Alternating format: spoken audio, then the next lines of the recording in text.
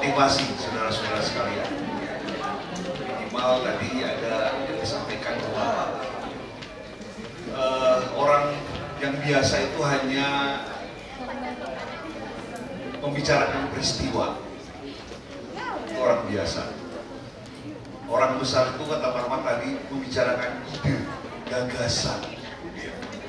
Nah itu yang paling penting. Nah, termasuk mahasiswa yang berprestasi itu, dia tadi membicarakan ide dan gagasan apa yang Anda akan kerjakan, Anda lakukan untuk menyelesaikan atau melihat ya berbagai permasalahan yang ada di masyarakat. Selanjutnya saya persilakan pada Pak Wisnu Hadi untuk 30 menit depan. Saya persilakan. Terima kasih.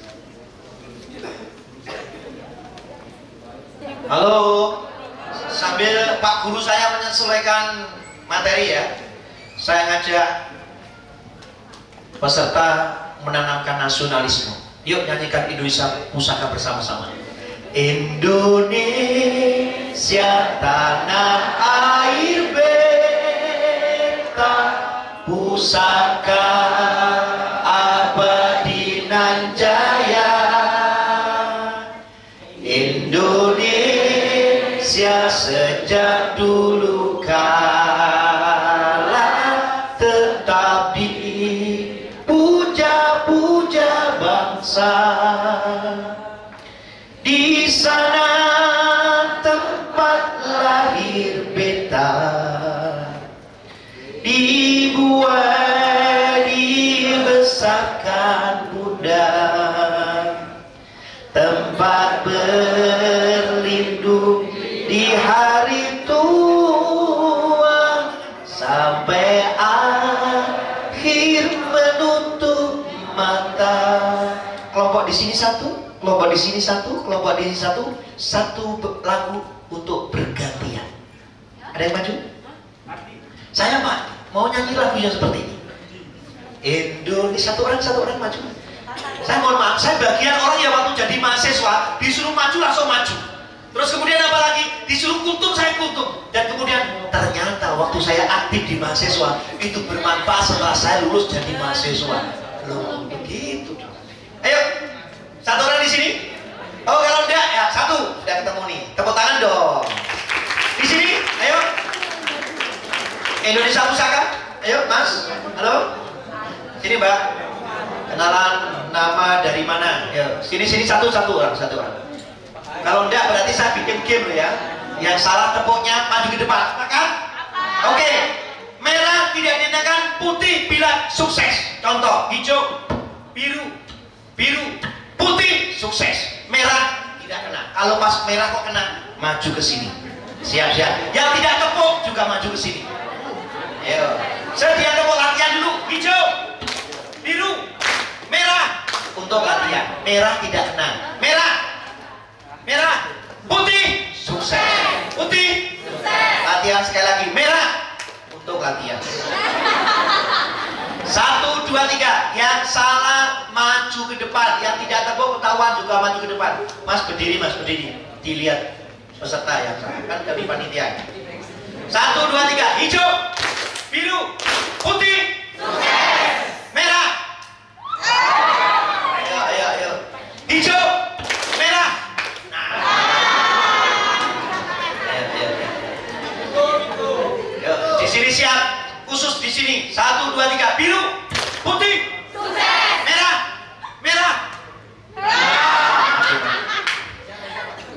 Dari sini Indonesia Pusaka. 1, 2, 3.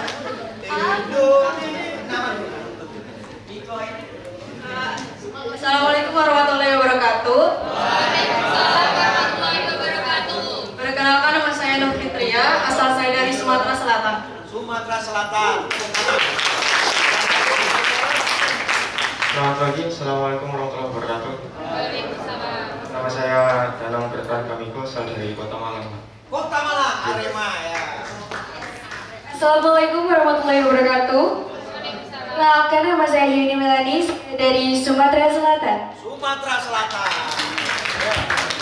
Dari pertama Indonesia Pusaka. Yuk. 1, 2, 3. Berpadu dalam melodi.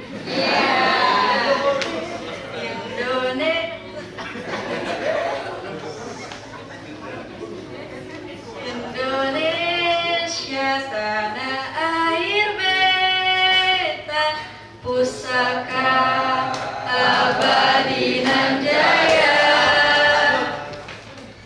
Indonesia sejak dulu kala tetap dipuja-puja bangsa. Ya bagus. Di sana tempat lahir beta, dibuai dibesarkan bunda. Bersama-sama.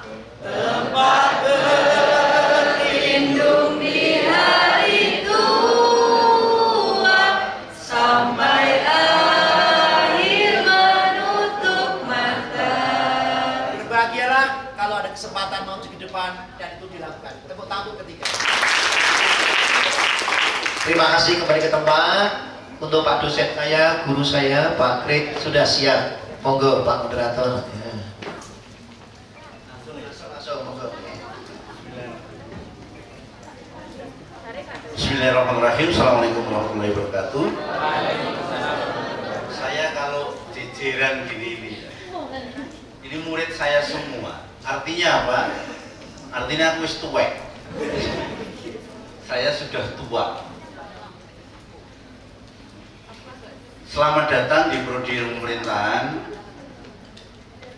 Anda calon pemimpin bangsa. Kalau saya bilang, Anda jangan di belakang kamera ya, tetapi di depan kamera. Kalau jurusan lain boleh di belakang kamera, sing nyoting, tapi Anda yang jadi fokusnya. Itu yang Pak Ahmad ini tidak pernah belajar nyoting, tetapi disoting terus kan gitu. Itulah cita-cita saya untuk cita-cita kami untuk membina Anda semua. Nah ini terkait dengan apa namanya materi ini ya tadi sudah membangun. Cuma saya dikirimnya tidak ada SDM pemerintahan, hanya SDM unggul, sehingga persis Pak Ahmad tadi juga, Pak Rahmat tadi juga SDM unggul, bukan SDM pemerintahan yang unggul, kreatif, inovatif. Oke? Karena penggeraknya tidak jalan terus, nggak jelas apa. Nah, kita sudah merdeka 77 tahun. Suwe urung ya saya tidak tahu. Kalau Pak Rahmat tadi, untungnya Pak Rahmat tadi memotivasi. Artinya Anda sudah punya semangat. Padahal saya nanti akan melihat realnya Indonesia. Karena kita sudah tidak lagi bersaing dengan UB, tidak bersaing dengan UI. Kita, SDM kita itu bersaing dengan internasional. Oleh karena itu bahasa-bahasanya nanti perbandingannya tidak dalam negeri, tetapi saya bandingkan dengan dunia internasional. Posisi Indonesia kayak apa kira-kira kan gitu? SDM-nya kayak apa? SDM itu gampang mas, gampang sekali. SDM itu apa? Olahraga, itu juga SDM. Kita bicara apa di internasional olahraganya? Ada badminton Pak, oh yes, badminton tok iku. Sepak bola, Anda bangga nek pakai Manchester City gitu ya, pakai apa jenenge? Kaose Manchester City. Enek ta wong Inggris bangga pakai Arema. Nah, ini soal SDM ini. Ini soal SDM. Keturunan Indonesia yang berada di Italia, yang berada di Belanda, mereka main Ruud Gullit itu orang Ambon. Ruud Gullit sudah lama sekali. Ruud Gullit itu bintangnya Belanda yang membawa Belanda pada juara dunia. Itu orang Indonesia, tetapi hidupnya di Belanda. Apa yang kemudian bisa kita simpulkan? Lingkungan bukan soal potensi Anda. Anda potensial, tetapi di lingkungan yang salah, ya nggak menemukan potensi Anda. Nah itu SD. MotoGP, wah orang enak orang Indonesia. F1, orang enak orang Indonesia. Itu kita mau lihat yang mana?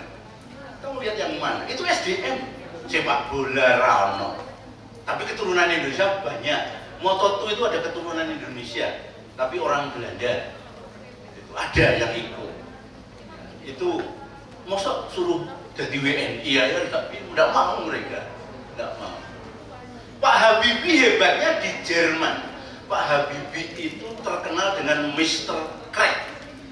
Kenapa? Mr. Crack itu beliau menemukan struktur baja yang hematnya 70%. Nanti baca di internet. 70% hematnya struktur baja rangka atau sayap pesawat. Sayap pesawat dulu cenderung gampang patah. Setelah Habibie menemukan itu, menemukannya di Jerman bukan di Indonesia. Di Jerman, sayap pesawat itu kalau turun, kalau landing itu kentul ini. Tapi itu sangat kuat. Kalau dulu tegak, dak gini aja, tapi mudah patah. Nah itu temuannya Pak Habibie yang kemudian mendapat lisensi sampai diturunkan ke Ilham Habibie saat ini. Kemudian yang kedua, Pak Habibie juga penemu fly by wire. Nah, fly by wire, terbang dengan gelombang. Artinya di dunia di atas sana itu ada gelombang elektromagnetik yang bisa mengirim sinyal-sinyal apa saja. Sinyal ada apa namanya, angin, ada kolumnibus ya, awan kolumnibus, itu semua dikenal. Oleh karena itu yang menggunakan teknologi ini adalah pesawat Airbus. Pesawat Airbus itu sudah tidak pakai kemudi. Kemudinya semua diprogram. Semua diprogram, pilot tinggal duduk manis, pesawat jalan sendiri. Itu jasanya Pak Habibie. Karena di Jerman, bukan karena di Indonesia. Dan nanti problematikanya apa di Indonesia nanti akan kita ceritakan. Nanti rodok ngenes ya, tapi ya cerita saya agak ngenes memang. Tapi saya awali dengan melihat tokoh-tokoh yang tokoh hebat. Dicatat aku ibu. Pak Dahlan Iskan itu sampai menyembah-nyembah beliau dalam tanda petik, merayu beliau, yaitu Pak Ricky Elson. Ricky Elson itu orang Padang, baru 41 tahun, tetapi sudah pemegang haki, pemegang paten 41 lebih paten yang ada di mobil listrik.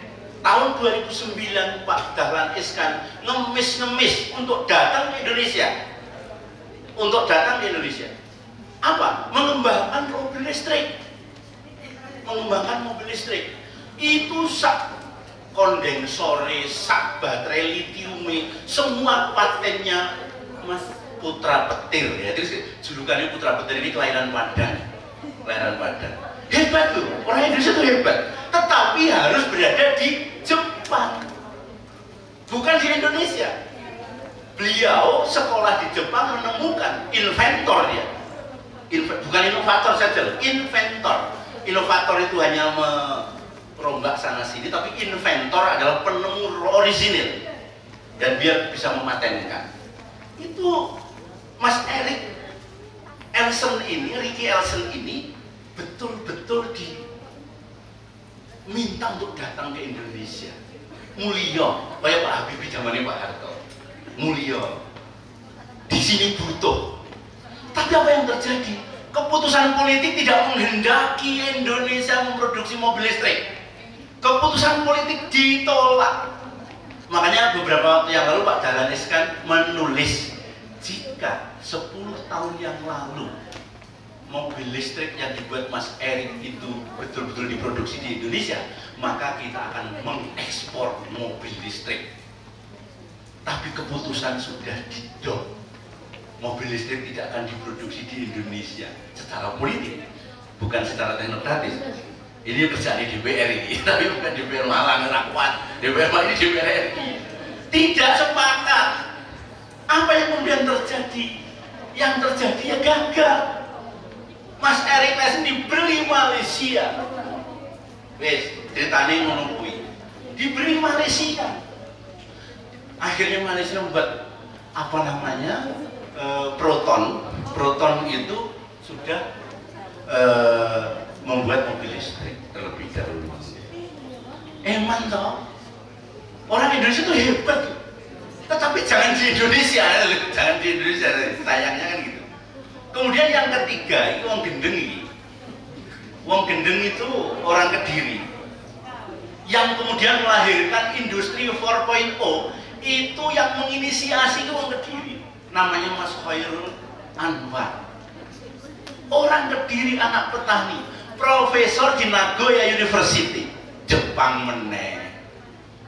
Beliau sempat diwawancari King Andy, gelem mulih lah sampean. Kayaknya enggak. Kayaknya enggak pulang. Karena apa? Iklim riset di Indonesia itu yang sangat lemah. Beliau menemukan apa? Menemukan 4G, gelombang generasi keempat. Itu mampu mempres data. Anda kirim video 1 jam setengah, 1 detik, tik, lewat WA. Buku sak gudang dikirim 1 detik, tik. Coba bayangkan ketika masih MMS, kita masih SMS, masih ada yang ingat nggak? Saat SMS dulu ada yang menggunakan MMS untuk gambar dan video. Itu ngenteni, sekarang kirim, nyampainya besok. Lah Khairul Anwar yang gendeng, orang Jepang sendiri mengatakan ini orang gila ini, penemu gila, karena bisa mentransfer data dengan mudah. Dan itulah transfer data atau big data itu kemudian melahirkan industri 4.0. Opera hebat orang Indonesia.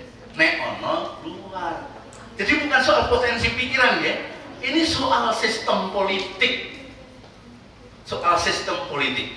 Nah, monggo kita. Nah, sebelumnya. Ya, sebelumnya.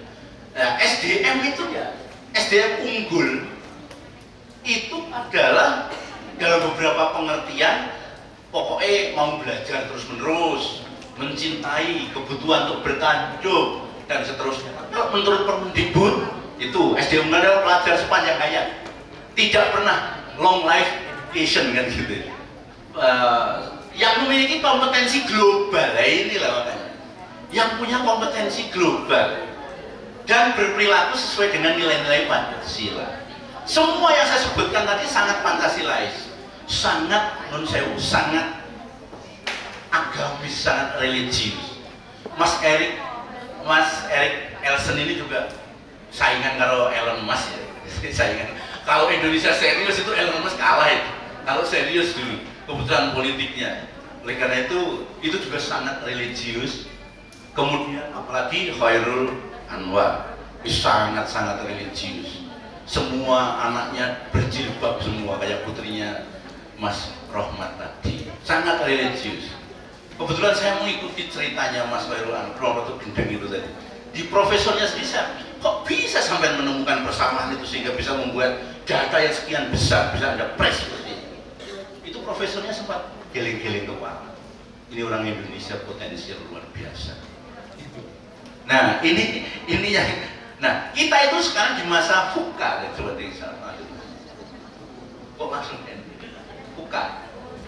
VUCA itu volatilities, situasi di mana saat ini sudah tidak ada negara.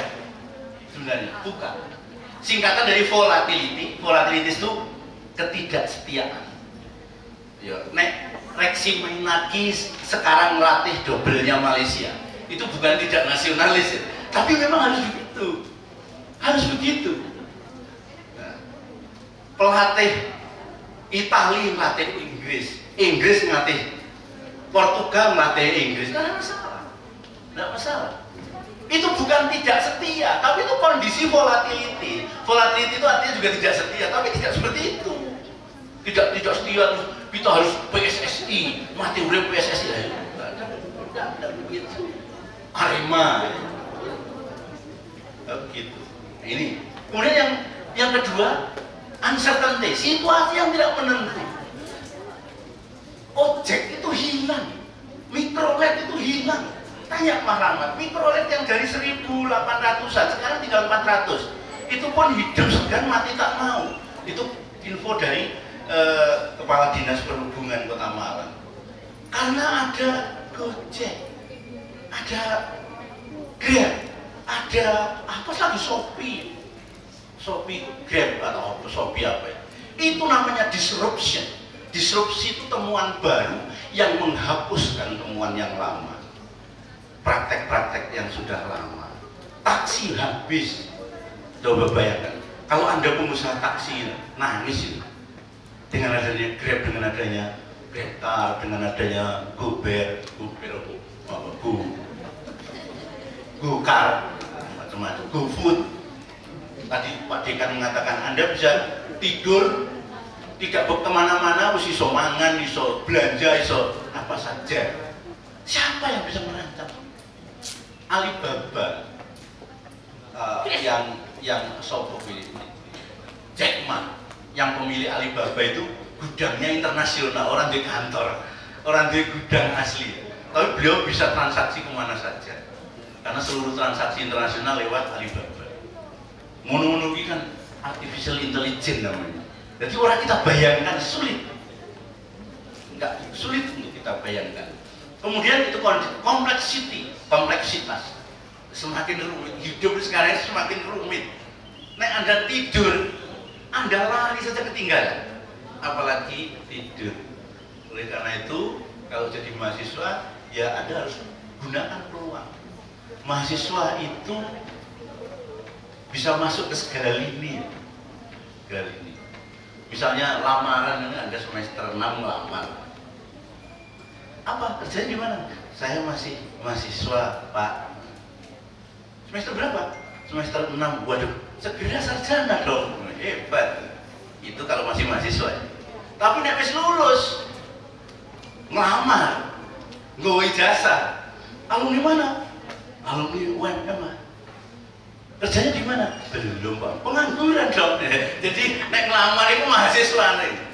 Saat mahasiswa, biar ada harapan orang tua jadi sarjana. Soalnya jadi sarjana belum tentu langsung kerja kan gitu ya. Makanya itu strategi melamar. Pokoknya iso urip itu diakali iso. Jangan sampai. Kemudian yang terakhir ambiguity. Itu tadi yang saya katakan, orang itu tidak lagi berpikir soal nasionalisme, kesetiaan, tidak perlu. Yang dipikirkan adalah bagaimana mengembangkan diri agar bisa bersaing dengan yang lain. Tidak masalah. Pak Ilham Akbar, putra pertama Pak Habibie, itu saat ini masih di Jerman. Kemarin memperkenalkan mobil pesawat R180 atau berapa, menggantikan N250, lebih besar lagi. Misalnya seperti itu. Nah ini contoh-contoh, tidak apa namanya, tidak harus ber-Indonesia kira-kira gitu ya, untuk mengembangkan diri. Ya kemana dunia ini, semua hamparan dunia ini milik kita semua. Kita itu global village, desa mengglobal, kayak sak desa dunia ini, karena Anda bisa melakukan apa saja. Dari internet itu pun Anda bisa mengontrol semua. Hacker itu kan mengontrol. Kita saat ini lagi disibukkan oleh Bjorka yang bisa menembus data-datanya orang-orang nggak jelas di Republik ini. Gitu. Kemudian VUCA adalah tantangan baru di era industri 4.0. VUCA itu kondisi ya siapa saja. Jadi jangan berharap setia kecuali pacar ya. Kalau bekerja jangan berharap setia. Wah, saya nasionalis, tak melatih di Indonesia saja, nggak bisa. Itu sudah kodrati seperti itu. Kemudian, nah ini juga menjadi tantangan baru pemerintah Indonesia. Nah, revolusi industri itu apa sih? Ya singkatnya, revolusi industri itu perkembangan teknologi lah. Tapi tahap-tahapnya seperti ini. Tahap-tahapnya revolusi 1.0 itu saat itu terjadi pada zaman pertengahan ya, abad pertengahan, di Eropa terjadi revolusi industri karena over panen kapasnya itu sangat banyak, sehingga temuan mesin-mesin manual ya, mesin-mesin manual yang mengerjakan tekstil. Kemudian revolusi 2.0 perubahannya ditandai dengan berkembangnya energi listrik dan motor penggerak, tidak manual lagi ya. Nanti kalau temuan di zaman revolusi industri di Eropa itu masih manual, mesinnya manual. Nah, sekarang ini sudah pakai motor listrik. Kemudian revolusi industri ketiga itu berbasis teknologi informasi dan otomatisasi. Ini cerita, tapi itu negara kita sendiri lah, tidak apa-apa. Jepang itu sudah ada robot yang jalan sendiri di tengah masa. Digodain marah, cewek, karena memang pakai bajunya cewek. Digodain marah, yang cari di YouTube. Digodain marah, ditanya rumahnya, ngerti mau kemana, ngerti. Itu di Jepang. Kalau di level pabrik, setiap alat itu menyentuh manusia, kulit manusia, dia berhenti. Jadi kecelakaan kerja tidak akan terjadi di Jepang. Terus kaya melukui. Terus Indonesia ini lomba robot ini lagi ngelebok nih bola. Mata ini lampu. Nah, terus yang ketinggalan lah, waduh banget ya. Jauh sekali ketinggalannya. Nah, kalau yang digodain, hai ini ya, hai. Nggak godain marah robot. Bisa miso-miso. Nah, itu. Tapi cantik betul. Robotnya miso, cantik betul. Dan mereka bisa kalau hanya restoran diladeni robot kan banyak informasinya. Tapi ini luar biasa. Ini contohnya. Nah, oleh karena itu, industri 4.0 itu ditindai dengan berkembangnya ilmu-ilmu, ilmu-ilmu yang sifatnya perputaran data lebih cepat. Tadi saya katakan gambar-gambar, pokoknya lah, arsip sak gudang, sak lemari, Anda transfer, tik. Itu kerjaannya Khairul Anwar tadi, yang menginisiasi itu. Lahirlah revolusi baru. Itu sangat, cara bahasanya Gus Baha itu sangat masyhur, sangat terkenal itu orang itu. Tapi ya dipemulih orang gelem, disuruh pulang tidak mau. Ini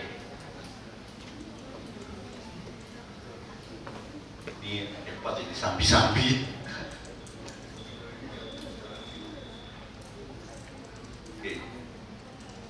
Karena data manual, data annual itu data berikutnya. Dampak perkembangan akan terjadi banyak sekali pekerjaan yang hilang begitu saja. Tadi saya sebut tukang ojek, saya sebut taksi, saya sebut di transportasi. Tapi warisannya akan hilang. Pasar, matahari itu bangkrut berapa di kota Manado bangkrut, di Surabaya habis, tinggal di Malang bertahan. Karena sudah ada online. Online itu sampai ini banding-banding walaupun kemarin lagu di Istana ojo dibanding-banding tapi dengan Shopee, dengan Tokopedia, dengan apa saja Anda bisa membanding-bandingkan. Itu juga zaman juga kayak gitu. Pasar tradisional itu habis. Pasar modern yang tradisional ya, kayak Matahari, department store, sekarang sudah diganti dengan sangat mudah. Karena informasi lebih cepat. Bahkan Anda namanya tidak tahu tapi barangnya ketik saja. Alat untuk ganjel sepatu yang kebesaran itu keluar nanti. Ibu apa jenenge nggak tahu kita. Itu cara kita belanja. Terus saya golek yang toko terus takon sing diganjel sepatu itu lupa yang sepatu kegedean. Itu bakulnya ya kita nggak ngerti. Tapi begitu di internet, di shop, di online shop itu dengan mudah. Ada banyak. Oke, monggo. Kemudian permasalahan dan tantangan di Indonesia. Kira-kira ini apa ya? Coba kita lihat. Monggo. Lanjut aja, Mas. Lanjut. Inilah penentu daya saing. Ada 3 komponen. Basic requirement itu persyaratan dasar. Itu adalah kelembagaan, harus ada. Infrastruktur harus ada, perdagangan infrastruktur. Kemudian makroekonomi kita stabil. Makroekonomi itu apa sih? Makroekonomi itu suku bunga bank. Terus basis perekonomian, PDB, produk domestik bruto, gross national product, macam-macam, inflasi, deflasi, itu suku makroekonomi. Kemudian health and primary education, kesehatan dan pendidikan dasar, itu basic untuk berdaya saing, Kemudian yang kedua, efisiensi, pengayaan efisiensi di segala bidang, di pendidikan tinggi dan training, di efisiensi di pasar untuk barang, tenaga dan finansial. Nah, kita itu menangnya hanya di pasar. Contohnya apa? HP secanggih apapun ada di kita. iPhone 13 sudah ada bahkan mahasiswa ada banyak yang punya. Mobil yang paling bagus pun ada di Indonesia. Mobil yang paling bagus pun ada di Indonesia. Indonesia hanya kuat di pasar, kuat beli. Kan enak cuma beli, Pak. Tapi nanti tidak unggul. Kemudian yang ketiga, teknologi readiness, kesiapan teknologi. Aslinya kita itu pinter-pinter, cuma iklimnya. Anda bayangkan, Badan Riset Nasional, Badan Riset dan Inovasi Nasional, BRIN, itu ketuanya Megawati. Ini sudah dia apa gitu loh. Megawati ini sopo, lulus SMA enggak, tapi doktornya 5, profesornya 2. Bayangkan aja. Lalu saya sekolah ngagli-agli malah jadi profesor kok. Kayak saya nggak mungkin jadi profesor. Cina kan kalau lulus SMA terus doktor honoris causa, apa humoris causa juga nggak ngerti ya. Yang bener honoris apa humoris? Artinya humoris itu guyonan. Tak kayak dokter tapi guyonan saja. Nah itu kan repot itu. BRIN yang mestinya itu muara keilmuan dan inovasi, itu ketuanya Megawati, profesor, doktor Megawati. Nek larang minyak goreng kon rebus. Saya enak nek ngomongan ya. Ini kan enggak jelas. Ini kasus Indonesia. Nanti guyu yuk kena. Tapi itu bangsa kita sendiri. Kalau Mas Rahmat tadi menyampaikan APBD Kota Malang 2 triliun, akeh ta iki. Sampai ngerti sing pecinta sepak bola kan ngerti toh. Sikile Ronaldo ketika dibeli Juventus berapa? 3,7 triliun. Bayangno coba. 3,7 triliun untuk beli kaki Ronaldo. Ya itu. Messi larangnya saat itu. Itu bisa nih, lebih mahal lagi. Nah, yang pecinta bola mesti ingat 3,7 itu oleh perusahaan swasta, klub sepak bola, dan hanya untuk membeli 1 orang. Sementara untuk membiayai wong sak Kota Malang cuma 2, sekian triliun. Ini ironis enggak ini kira-kira? Sangat ironis. Terus kapan Indonesia maju? Ribet kan? Seperti itu. Gajinya Marquez 125 miliar per musim. Nganggur dibayar. Sekarang kan nganggur. Kemarin ikut balap dibayarai wong kecelakaan kabeh. Kuartal kecelakaan, Asin Agagami kecelakaan, Boloni Dewi Samudra kecelakaan. Itu. Jadi dia tahu-tahu pada posisi restart itu ketika speed tikungan pertama mestinya itu banter-banternya. Nah kok dia mandek? Kurang ajar. Tidak bisa nih. Ya, seperti berhenti. Mandek itu berhenti. Lu ketendang dia. Baru jalan dikit berhenti lagi. Asin Agagami nendang dia. Hampir dia terlimis pembalap itu. 120 miliar. Coba bayangkan aja. Itu gaji sak musim. Itu gaji berapa tahun ya?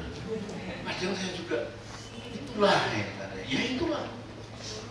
Untuk membuat struktur gaji yang baik, Indonesia jauh. Apa ada pembantu rumah tangga yang lari ke Indonesia dari Malaysia? Tidak ada toh. Yang banyak adalah pembantu rumah tangga cari ke Malaysia. Artinya apa? Artinya kondisi sosial ekonominya bagus di Malaysia. Tapi nek Cak Lontong beda penjelasannya. Kalau Cak Lontong kan tahun 70, 65 tahun 70 itu Universitas Malaysia itu meminta dosen dari Indonesia. Jadi Malaysia impor dosen dari Indonesia. Termasuk yang saya kagum itu Profesor Imaduddin Abdul Rahim. Itu orang Padang juga yang membidani berdirinya Universitas Teknologi Malaysia. Luar biasa. Namanya ada terpampang di prasasti. Profesor Dr. Imaduddin Abdul Rahim. Dia memasukkan agama untuk sumpah ditolak tetapi akhirnya diterima. Kurikulum agama masuk dalam Universitas Teknologi Malaysia. Profesor Dr. Imaduddin Abdul Rahim sangat agamis karena masa kecilnya enggak apa seayat orang tiga sego, enggak dikasih nasi sama ibunya. Jadi setiap hari harus 1 ayat baru bisa makan. Kalau 3 kali makan berarti kan 3 ayat yang dihafal. Akhirnya beliau hafal Al-Quran. Luar biasa. Itu tokoh yang saya kagumi karena memang beliaunya pikirannya luar biasa. Beliau selalu ngisi di Masjid Salman ITB karena memang beliau dosen ITB, sempat dipenjara oleh Bung Karno dan seterusnya. Itu sejarahnya manis luar biasa. Apa yang saya terus dulu impor guru, impor dosen. Nah sekarang kok impor pembantu rumah tangga. Katanya apa? Selera Malaysia sudah menurun dari yang guru ke pembantu rumah tangga. Kata Cak Lontong ini kan pembelaan diri saja. Selera Malaysia sudah turun dari dosen ke pembantu rumah tangga, jauh turunnya. Seperti itu ya, itulah. Kemudian yang ketiga, innovation and sophistication factor. Ini faktor yang rumit tetapi penting, yaitu adalah business, sophistication dan innovation. Inovasi itu butuh dana. Inovasi itu butuh dana. Nah, kondisi Indonesia ini seperti apa? Coba, tolong. Indeks pembangunan nasional kita itu 107 dari 189 negara. Betul-betul berada di bawah. 107 dari 189 negara. Ini kondisi tahun 2022. Cari di World Economic Report. World Economic Report tahun 2022. Kemudian dalam level ASEAN, Indonesia nomor 5 dari 11. Nomor 5, Mas. Padahal kita duduk di Orde Baru, macan Asia nomor 1. Pak Harto berhasil membangun pendidikan, membangun kependudukan, dan membangun pangan saat itu. Tapi sekarang di nomor 5, merosot ya. Naik apa merosot ya? Ranking itu merosot kayak gitu. Sebetulnya kan angkanya jadi lebih besar. Nah iya, jangan gitu. Itu dihapusi. Indeks daya saing SDM-nya berada di urutan 50 dari 141 negara. Masih di bawah Singapura, Malaysia, dan Thailand.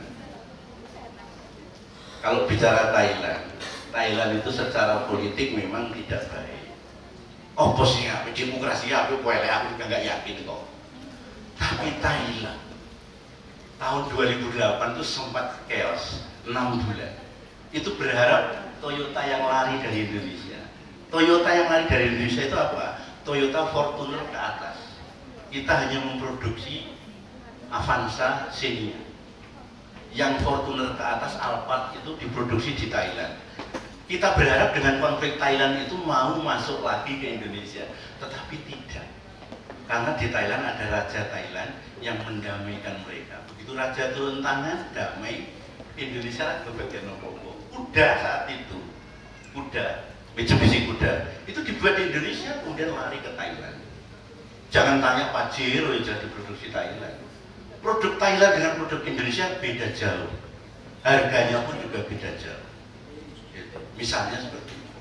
Jadi situasi ekonominya di Thailand jauh lebih baik. Jauh lebih baik. Nah, kemudian pada tahun 2018 daya saing Indonesia sebagai negara itu berada di peringkat 43, lalu meningkat menjadi 32 tahun 2019. Pada peringkat 40 sebelumnya akhirnya naik lagi ke posisi 37 tahun 2021. Tahun 2022 turun lagi menjadi 44. Itu bahasa Indonesia. Baca ngenes. Tapi harus dikasih motivasi itu tadi. Ya itu, makanya ngimbangi. Ranking universitas berdasarkan WUR itu World University Rank. Ya, tahun 2022.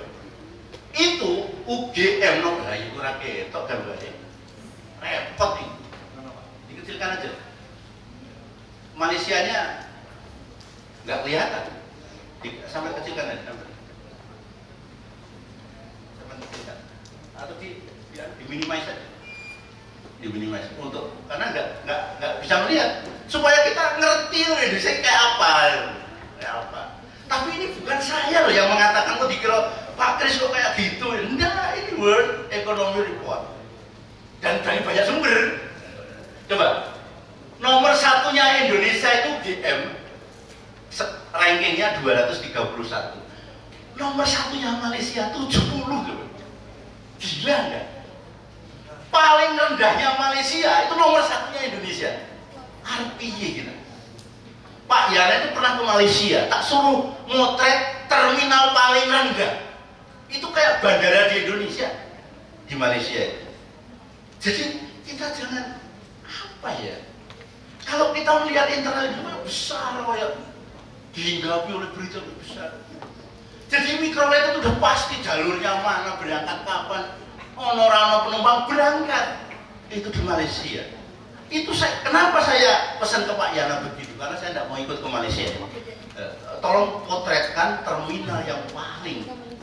Terminal itu seperti WC. Kalau WC-nya bersih, insya Allah ruang tamunya jauh lebih bersih. Kira-kira gitu. Taman, resi, semua bersih. Makanya saya terminal paling jelek. Ya kok kayak bandara di Indonesia. Jalur-jalurnya jelas. Just persis kalau Anda masuk di bandara. Itu gitu. Kemudian itu. Jadi intinya begini. Nomor satunya Malaysia, paling rendah Malaysia 2284 itu sama dengan UGM 231. Jadi coba bayangkan. Indonesia pernah ngekspor dosen. Sing salah siapa ini? Malaysia itu kita bantu tahun 70-an. Nah kenapa sekarang advance? Ada apa? Itu soal sistem politik, sistem pemerintahan. Indonesia itu apa yang tidak ada? Apa yang tidak ada? Semua ada. Semua ada. Tapi ya seperti ini. Lanjut. Inilah data dari Business Center. Wah, saya ini dihukum betul ini untuk bicara soal ini. Dihukumnya yang Mas Ahmad ini, Cek Brody. Karena kemarin kan saya tidak hadir di kenalan Brody ya. Langsung dihukum suruh ngasih materi kayak gini. Terus terpaksa ya, tuwe-tuwe yang boleh data yang paling update ya. Ini datanya 2019, 2000, lanjut. Ini bahkan 2022. Ini 10 besar tuh, lihat. Yang pertama mana? Korea. Korea itu 98 bangkrut pada Indonesia. Tapi mereka bangkit dan menjadi leading. Saya pernah gini. Ketika bicara soal global value chain, rantai perdagangan global, artinya produk kita itu bisa masuk nggak ke rantai perdagangan global? Kalau tidak masuk, berarti kita hanya jual, dibeli sendiri, dan tidak ada devisa sama sekali. Korea itu ketika promosi cantolan baju, ingat, promosi cantolan baju yang diletakkan di tembok, di kaca bisa, di kayu bisa, bayangkan. Hanya promosi itu. Tetapi apa yang dilakukan Korea? Yang dilakukan Korea, alat nyantol baju itu dipakai, ditempel di mobil, mobilnya ditarik dan jalan. Dan yang digantungi bajunya berapa bebannya? Ini untuk narik mobil bisa. Akhirnya dapat lisensi untuk masuk Eropa. Wes, yang paling gampang. Penggorengan. Ngerti ada penggorengan? Panci penggorengan. Kita itu sak jebul dari pundung sampai nyantung ya seming itu aluminium dicetak wis dadi penggorengan. Korea apa yang dibuat? Berlapis-lapis teknologi dengan apa yang disebut Teflon. Teflon itu yang menemukan Korea. Bayangin, regane ya jauh. Dan itulah yang disebut dengan value added. Rasa teori-teorian. Value added itu ya seperti itu. Barang yang biasa menjadi yang luar biasa, punya value added. Anda tahu harga Zenfone, Zenfone 24 juta, Zenfone 3 Samsung 35 juta. Handphone nilai lebihnya di situ. Coba mas, sampean tuku 35 juta, terus tidak mau truk, ya truk, Anda jual laku berapa? Tidak laku toh? Itulah value added. Itulah value added. Lah di Indonesia muleng-muleng lemah jadi botol. Botol berapa? Batu bata berapa?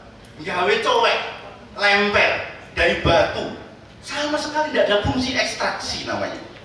Fungsi ekstraksi, nggak ada fungsi merubah. Makanya ya lemper watu jadi watu, lemah jadi lemah, pancet.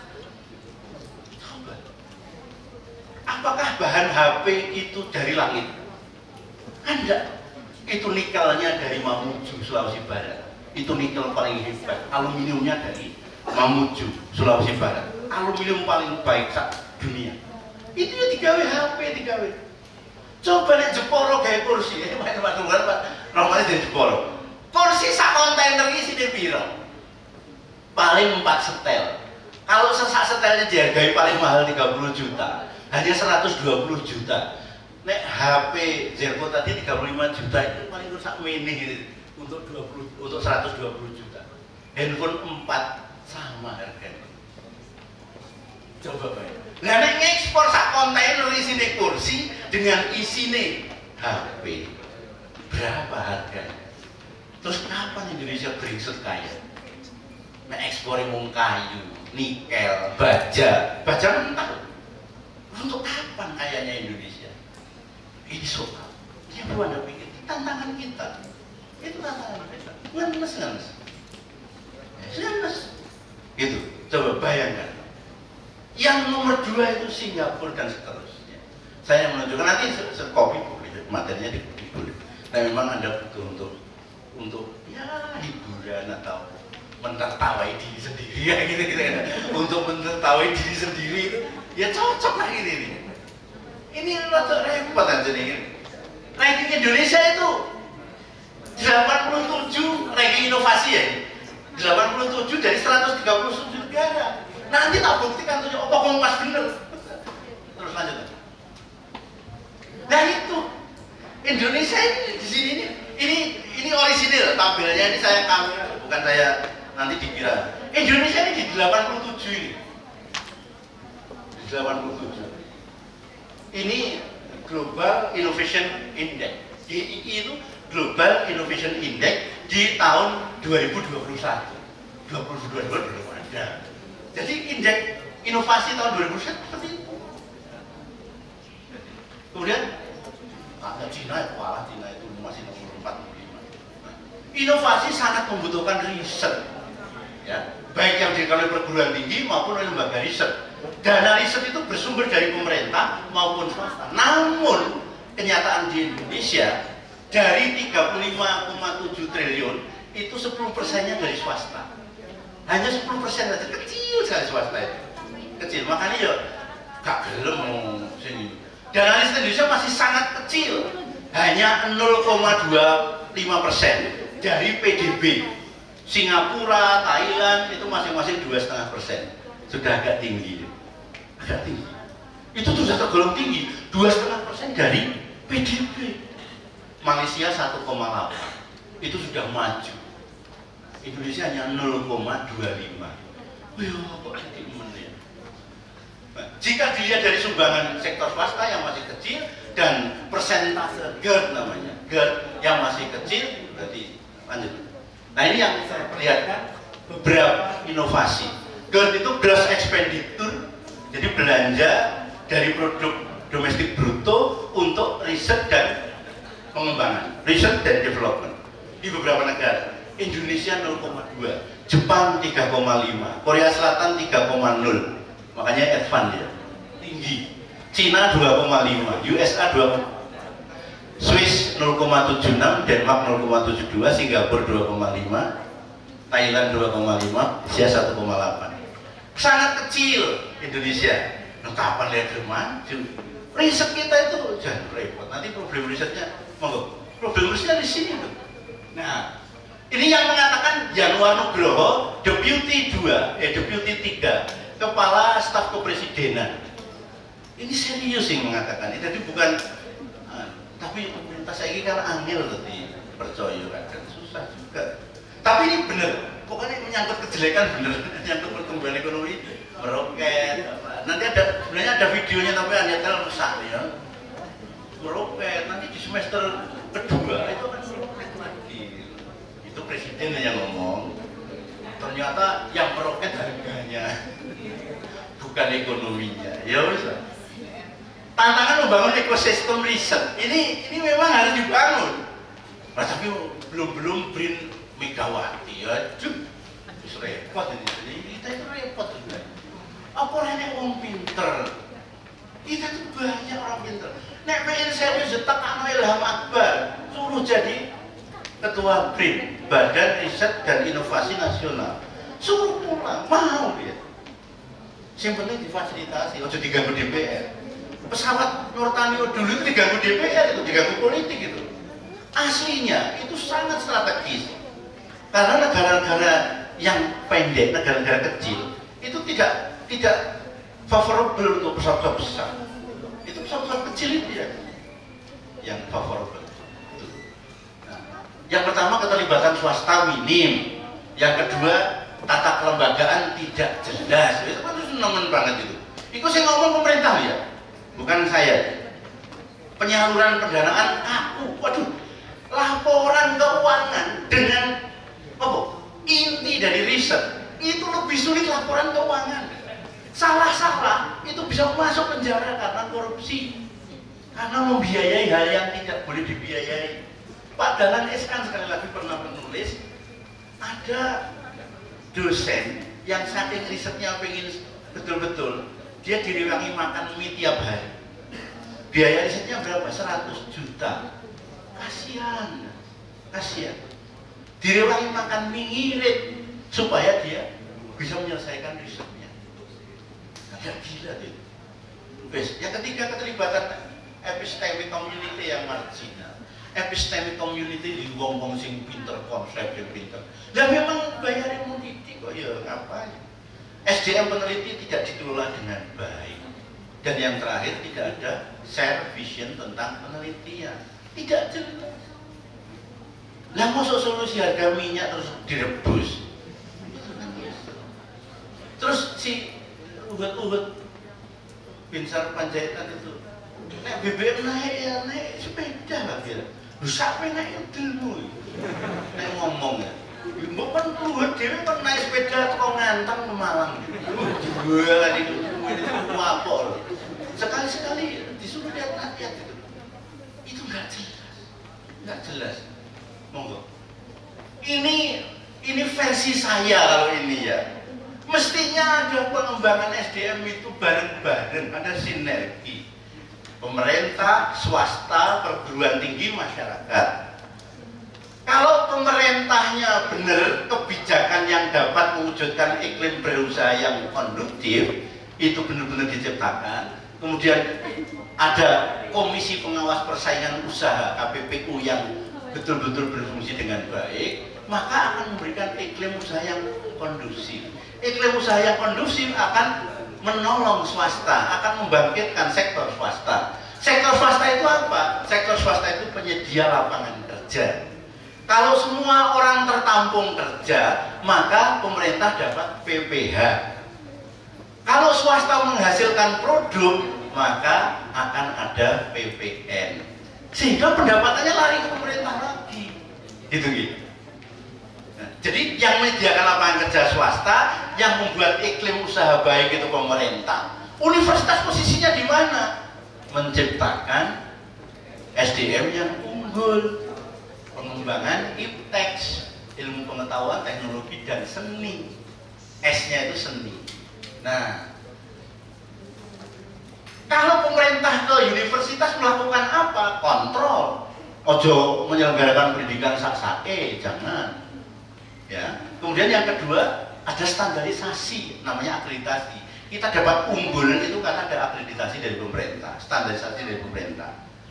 Nah, unggul itu sudah dibebaskan ngapain aja. Kemudian yang ketiga, fasilitasi, bantu, dan seterusnya. Saya ini bantuan pemerintah, dosen bantuan pemerintah, termasuk Putri tadi dosen bantuan pemerintah, Pak Asep dosen bantuan pemerintah.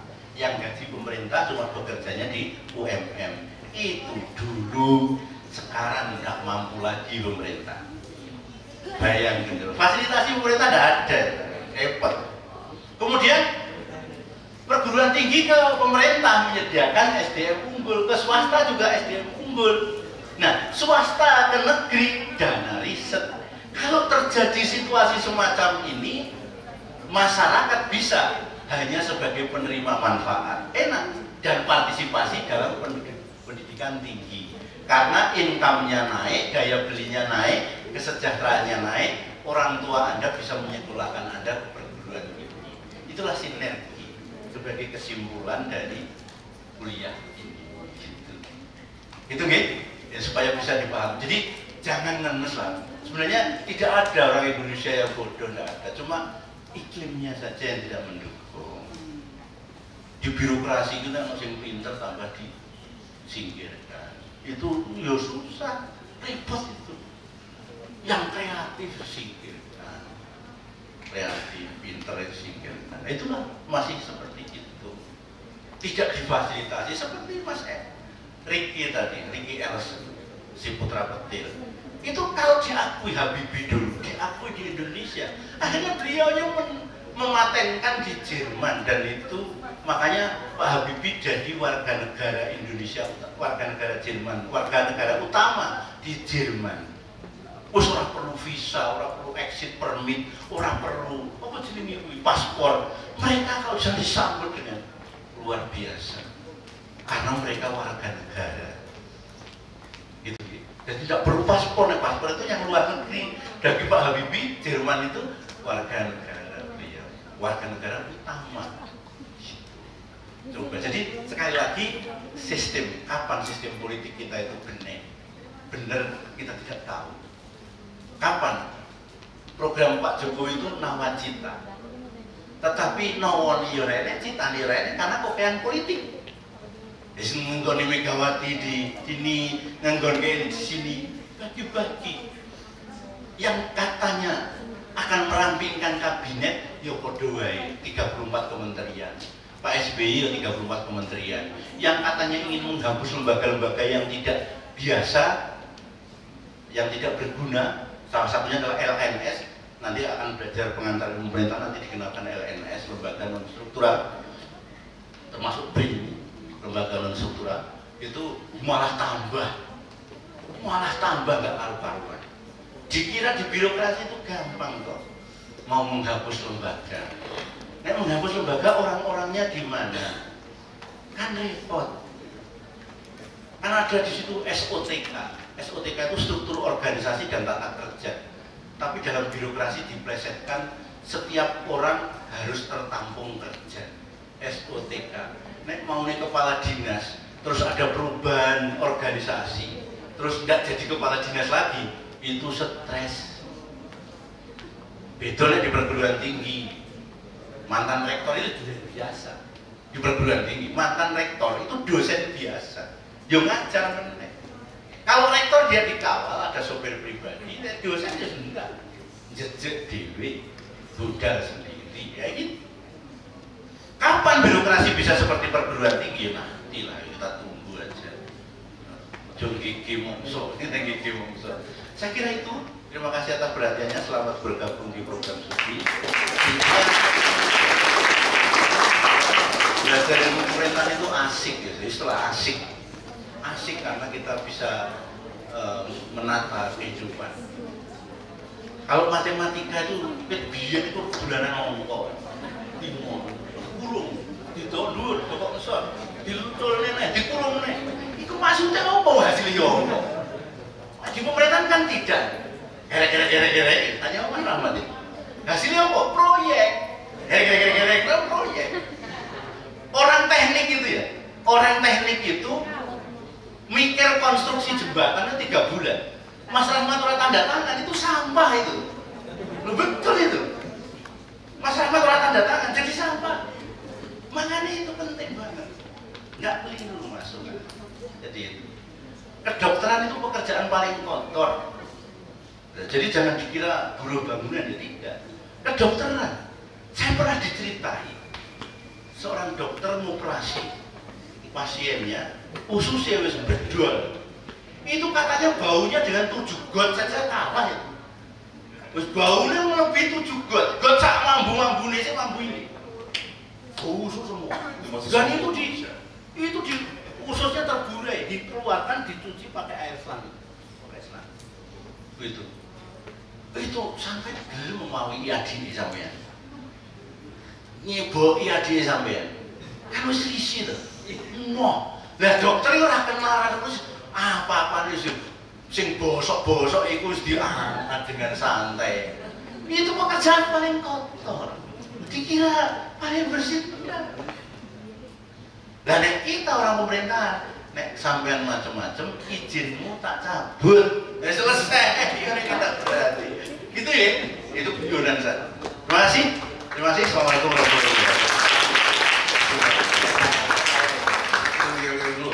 IPUMM baru kemarin ya. IPUMM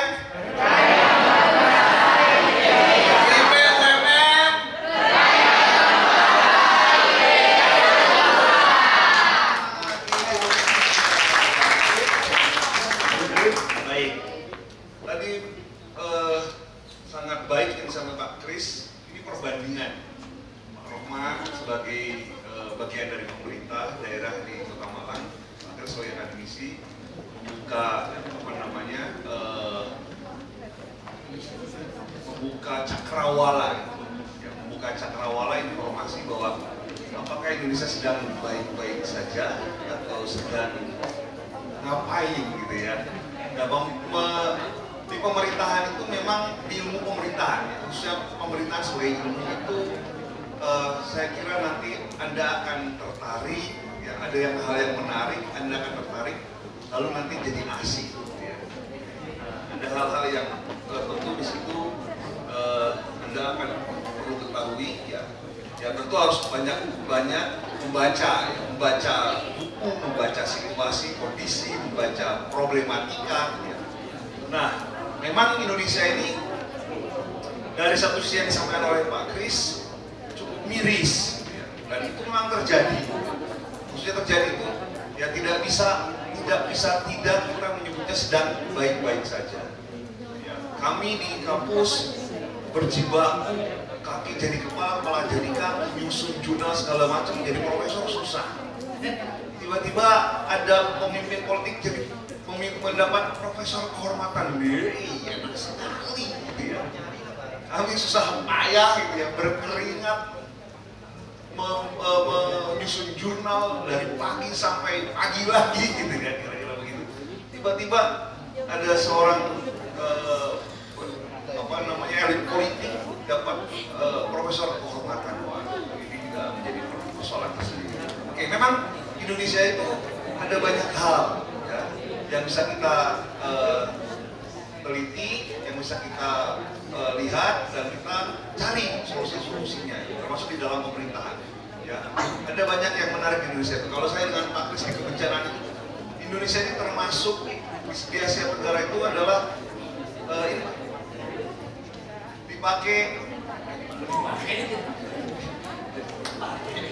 Indonesia ini kalau kami di kebencanaan gitu ya, karena Indonesia ada di Ring of Fire gitu ya, di cincin api di dunia, jadi kami menyebutnya sebagai supermarket bencana. Bencana apa aja di Indonesia itu ada. Itu siapa yang harus menata kelola itu? Ya pemerintahan salah. Siapa lagi? Dari mana SDM-nya? Ya dari pemerintahan mestinya. Ya, itu baru permasalahan bencana, belum permasalahan yang lain. Nah, itu satu sisi. Dan kalau tadi Pak Kris menyebutkan ranking pendidikan, ranking universitas segala macam, ya memang beda sendiri. Indonesia itu paling banyak sendiri penduduk. Makanya kalau sekarang kita menyongsong generasi emas di 2045, 100 tahun Indonesia, kalau tidak diperbaiki dari sekarang, ya kapan lagi? Bukannya mendapatkan bonus demografi yang itu bermanfaat bagi kepentingan Indonesia dan masyarakat Indonesia, justru nanti bisa sebaliknya. Jangan-jangan bonus demografi itu ketika tidak disiapkan hari ini, ya, dan sampai dengan 2045 yang akan datang, justru akan blunder, ya, tidak menjadikan Indonesia sebagai membangun tadi generasi emas, justru malah sebaliknya. Unemployment, pengangguran semakin banyak, kemiskinan semakin tinggi. Nah ini perlu diperhatikan. Siapa yang memperhatikan? Dia kita, mahasiswa ilmu pemerintahan. Coba Anda lihat, penduduk Indonesia itu 273 juta, melebihi dari negara-negara yang lain, Filipina, Vietnam, Thailand, Myanmar, Malaysia. Malaysia itu kecil, cuma 32 juta. Jauh sekali dari Indonesia. Belum, itu baru penduduknya, belum wilayahnya dari Sabang sampai Merauke. Kalau Anda ke Merauke, saya dulu pernah ke Merauke, itu 7 jam dari Surabaya. Itu sama dengan dari Surabaya ke Abu Dhabi. Pilih mana? Merauke atau Abu Dhabi? Hah? Kalau saya udah Abu Dhabi lah. Ngapain ke Merauke? Gak ada mall. Di Merauke itu gak ada mall. Ya. Jauh ya. Masuk ke kota Merauke itu lebih rame di Landung Sari. Ya. Di desa Dau. Gitu ya. Bisa-bisa homesick gitu ya. Nah itu perbedaannya. Jadi ini yang perlu kita lihat atau kita perhatikan. Nah, ada waktu sekitar 20 menit saya beri kesempatan untuk Anda bertanya 3 orang. Oke, silakan. Dari depan dulu ya.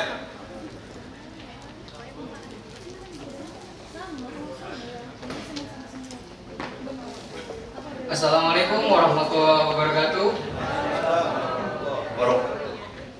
Perkenalkan, nama saya Jemi Kurniawan.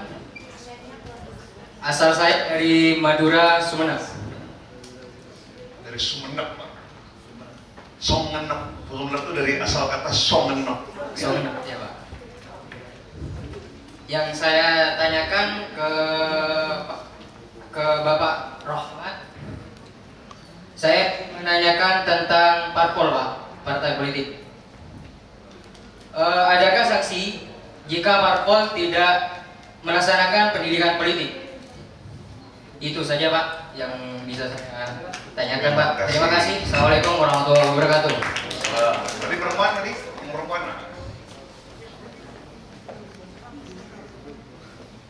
Baik, terima kasih atas waktunya. Mohon izin Bapak dan teman-teman sekalian.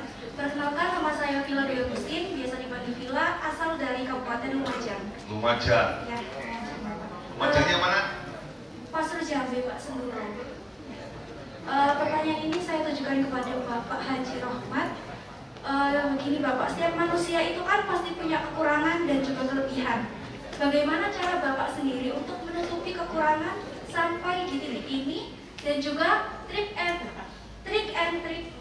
tips apa untuk menggali dan menumbuhkan jiwa kreativitas. Terima kasih. Terima kasih. Udah lagi yang perempuan satu lagi, jadi selain laki-laki lagi. Baik, terima kasih atas waktunya. Assalamualaikum warahmatullahi wabarakatuh. Perkenalkan, nama saya Maria Bintia, saya berasal dari Kalimantan Timur. Di sini saya ingin menanyakan khususnya kepada Pak Krisno, apa yang dimaksud dengan lembaga non struktural, baik mungkin itu saja. Sekian, terima kasih. Ada lagi? Yang perempuan sebelah sini ada? Nggak ada? Oke, laki-laki. Ini nggak ada laki-laki di sini? Mau tanya? Ada? Diwakilkan, diwakilkan, woi. Selamat pagi, perkenalkan nama saya Ahmad Ferdiansyah dari Kabupaten Sumeneb. Pertanyaan saya di sini kepada Bapak Rohmat, bagaimana bahayanya politik identitas, di mana saat ini banyak sekali yang menggunakan politik identitas. Contohnya tadi seperti Ibu Megawati Soekarno Putri yang selalu membawa nama-nama ayahnya. Sudah? Orang ini, satu orang, satu lagi, boleh satu lagi, terakhir. 5 orang ya, Pak Kris, Pak Rohmat. Assalamualaikum warahmatullahi wabarakatuh. Perkenalkan, nama saya Emrol Sekalinon dari Nusa Tenggara Timur. Nusa Tenggara Timurnya mana? Flores Timur. Flores Timur, oke. Di era digital saat ini, Pak, kita ketahui bahwasanya informasi dapat diakses dengan sangat mudah, baik dari televisi, dari handphone kita. Artinya, demokratisasi informasi itu lebih merata daripada demokratisasi ide. Sedangkan kita ketahui bahwasanya di pelosok-pelosok Indonesia banyak sekali ide-ide yang tidak tersalurkan dengan baik kepada negara. Contohnya seperti karya Pak Khairul Anwar atau Pak Habibie yang tidak diakui oleh negara sendiri. Pertanyaan Pak, apa solusi yang utama bagi negara agar demokratisasi ide itu dapat tersalurkan dengan baik terhadap rakyat-rakyat pelosok untuk negara? Sekian, terima kasih. Baik, terima kasih. Ada 5 pertanyaan, Pak Kris, Pak Rohmat. Dari siapa dulu yang mau menjawab? Rohmat dulu, monggo.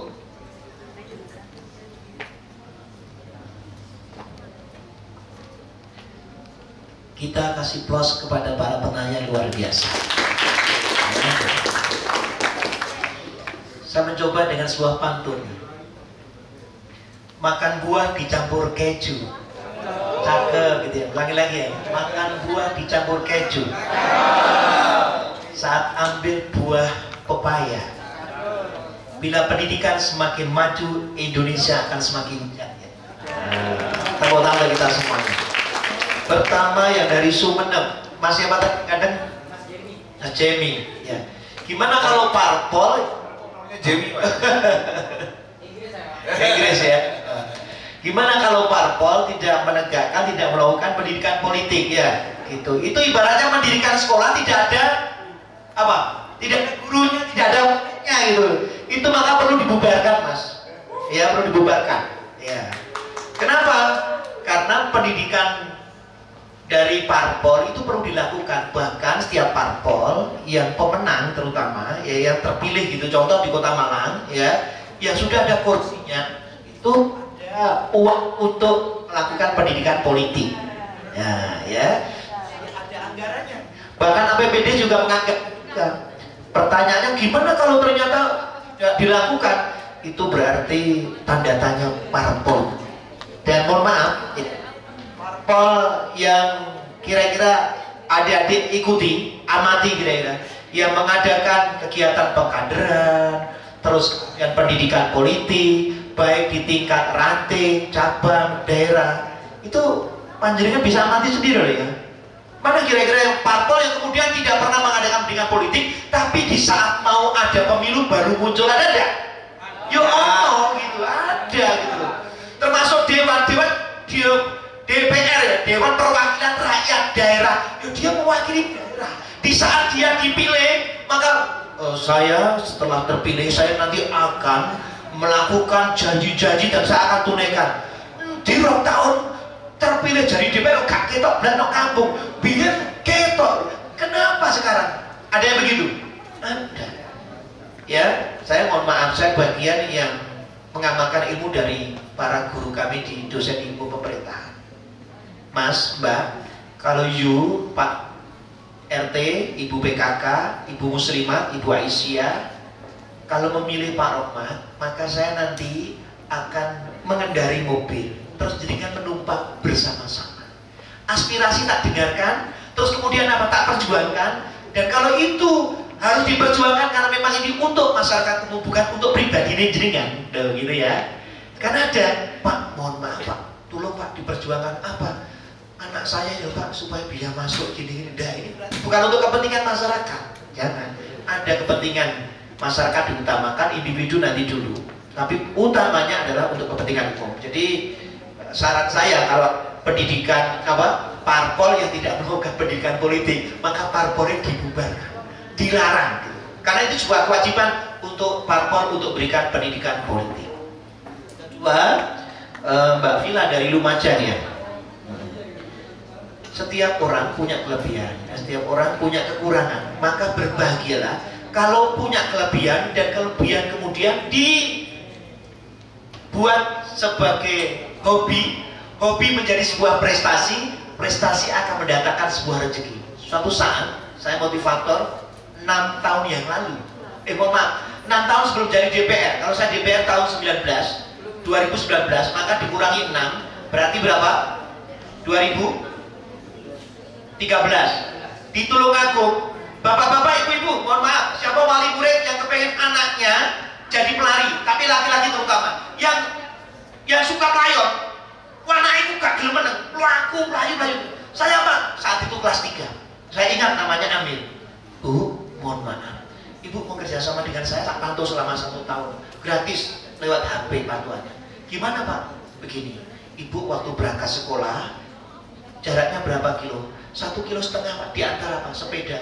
Mulai besok Senin, bunda, anaknya jangan diantar pakai sepeda motor. Ibu naik sepeda motor, anaknya lari. Berangkat lari, pulang lari, berangkat lari, pulang. Kelas 4 malah mandi di sekolah. Apa yang terjadi? Pak Rohmat mohon doa restunya. Benar Pak, ada lomba lari untuk tingkat kecamatan. Bunda, saya jamin anaknya ibu namanya Amir akan jadi pemenang di tingkat kecamatan. Apa yang terjadi? Tidak tahu, setengah 12 itu saya habis sholat zuhur maunya tidur. Kenapa? Habis diskusi terkait dengan sebuah yayasan itu. Ngantuk, tapi didok-dok tamu dari Tulungagung membawa pisang. Pak, mohon diterima. Siapa? Saya wali murid dari Tulungagung Pak, bapak motivasi lewat HP. Pertama ketemu langsung, ternyata apa? Setelah masuk SMP gratis, masuk SMA gratis, jadi pelari tingkat nasional. Kenapa? Karena menekuni sebuah prestasi. Ya jadi masalah, mohon maaf Pak Kris. Kalau mendengarkan keterangan dari Pak dosen tadi, bagaimana Indonesia bisa juara? Juaranya cuma bulu tangkis, betul? Sepak bola berkelahi. Catur rendah, yang lain enggak. Kenapa? Karena ada lembaga, ada sekolah, yang sekolah juara itu terdiri dari burung, kancil, ikan. Sekolah yang juara yang di negara sana, ya kancil dilatih berlari, dilatih renang, dilatih terbang. Kancil. Sedangkan ikan juga sama, pelajarannya sama, lari, terbang, lompat. Loh, burung juga sama semua, tapi ternyata negara yang sana tidak. Mana itu? Kamu siapa kamu? Aku kancil. Kamu hanya melompat dan lari. Kamu nama siapa? Saya ikan. Kamu tidak usah terbang. Kamu berenang dan berenang. Kamu siapa? Saya burung. Kamu tidak usah berenang. Kamu kecerdasannya, potensinya adalah terbang. Akhirnya apa? Di Olimpiade medalinya ratusan, Indonesia 2. Satu bulu tangkis, satunya angkat besi. Kenapa? Itu tadi potensi yang dimiliki tidak diimbangi dengan pengembangan yang bagus menjadi sebuah prestasi. Ini. Apakah Pak Rohmat dapat buku ini ya? Kekurangannya apa kira-kira? Keban. Seorang anak, iya, mestinya dilatih membaca, menulis dan sebagainya. Tapi Pak Rohmat ini ada kekurangannya. Pak Rohmat selalu ingin menjadi ketua kelas, tidak mau jadi sekretaris.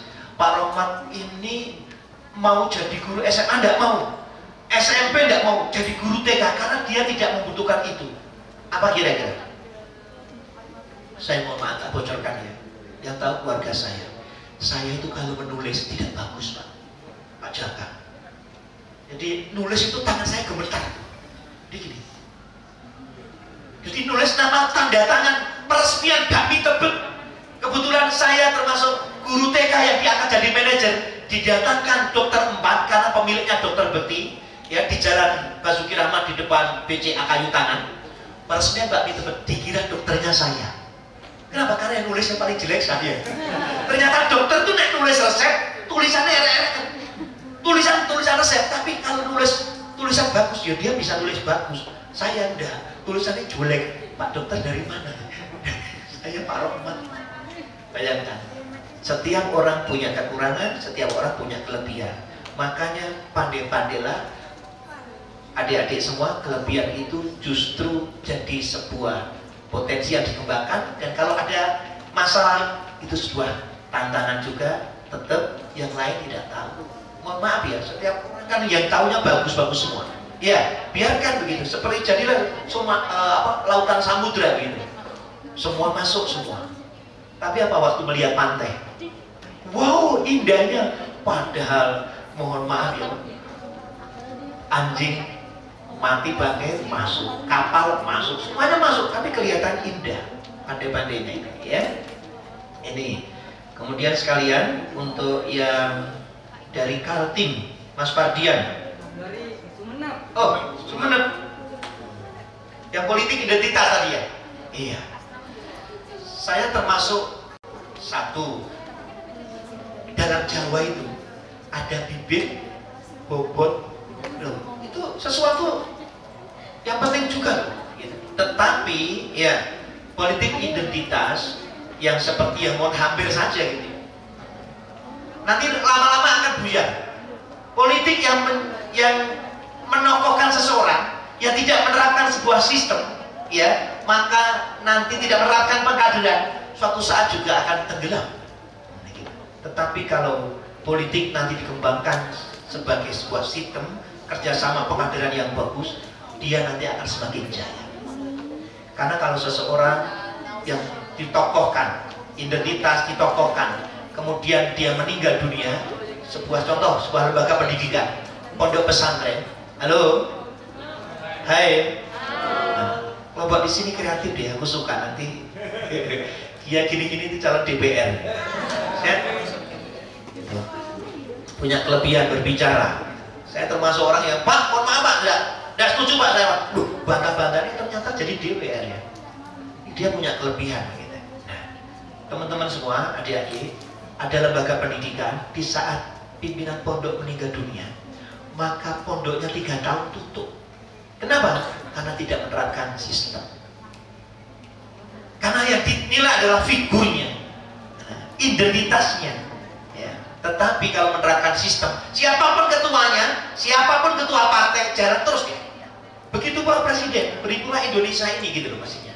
Ya, tapi kan mohon maaf ya, korupsi merajalela, SDM yang luar biasa. Ini mohon maaf, kalau terjadi gempa, mau menyelamatkan diri atau duduk manis? Halo, saya tanya, kalau terjadi gempa 6, ya, kira-kira diem di tempat atau mau keluar menyelamatkan diri? Tapi yang terjadi adalah, saya lihat film di Jepang itu, di saat gempa, ada orang 200 dengan hanya 2 pintu, semuanya apa? Gempa, langsung tek-tek, antri, semuanya tek-tek, menata diri. Budaya antri luar biasa diterapkan.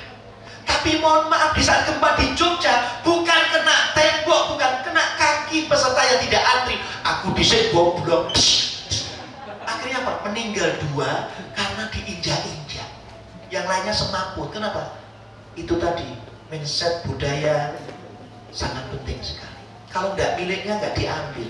Saya juga tanya gitu, kenapa ada warung jujur di Jepang ya? Jadi ada anaknya Pak Yai Gus Safa itu kuliah 2 tahun. Terus kemudian ada warung jujur itu.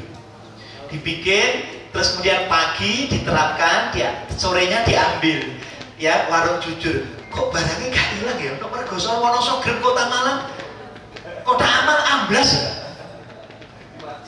5 juz loh. Ini, nah, padahal kita ini muslim. Dan pertanyaannya adalah, ayo mulai diamalkan semua ilmu yang kita dapatkan. Jangan hanya diwacanakan dan diteorikan. Nah, saya termasuk orang yang suka praktek gitu. Jadi ini Mas, untuk yang politik identitas ini. Terakhir yang dari Flores, yang lainnya ke Pak Kris nanti. Monggo ditambahin. Negara harus hadir Mas. Negara harus hadir terkait dengan ide-ide demokrasi, ide-ide yang bagus mulai dari kampung. Nah ini dimulai dari mana? Ya mulai dari adanya RT.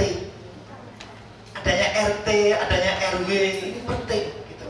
Nah, pertanyaannya adalah apa yang disampaikan Pak Kris tadi.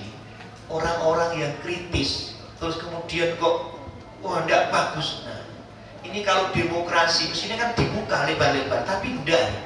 Ya, sopo ini? Siapa ini? Dari Flores. Tolong RT ini berapa? RW berapa? Angkap aja wes. Ini yang terjadi. Ya, mulai dikriminalisasi terus dan lain-lain gitu. Tentu ini tugas kita bersama. Ayo bareng-bareng, negara harus hadir mengamalkan Pancasila, Undang-Undang Dasar, termasuk juga hak kebebasan berbicara, termasuk di dalamnya juga ya mestinya tidak boleh ada orang miskin yang kemudian kelaparan, terus kemudian tetangga kanan kiri tidak tahu karena ada RT. Terus juga negara tidak memberikan santunan, ini termasuk negara berdosa. Karena di Undang-Undang Dasar fakir miskin anak telantar dipelihara oleh negara. Negara hadir di sini. Gimana Pak ide? Pak, saya mau menyampaikan Pak, ini yang dapat program orang-orang miskin PKH itu kok orang-orang itu terus Pak. Saya mau, ada pemuda yang tampil. Pak, sudah 2 tahun itu Pak meninggal dunia, mesti dapat santunan. Bayangkan. Dan santunan ini kok bisa cair? Pak Lurah di Kuwonono, dia dibilangi begitu, dia pemuda yang benar-benar pernah perjuangkan masyarakat. Tapi apa yang terjadi?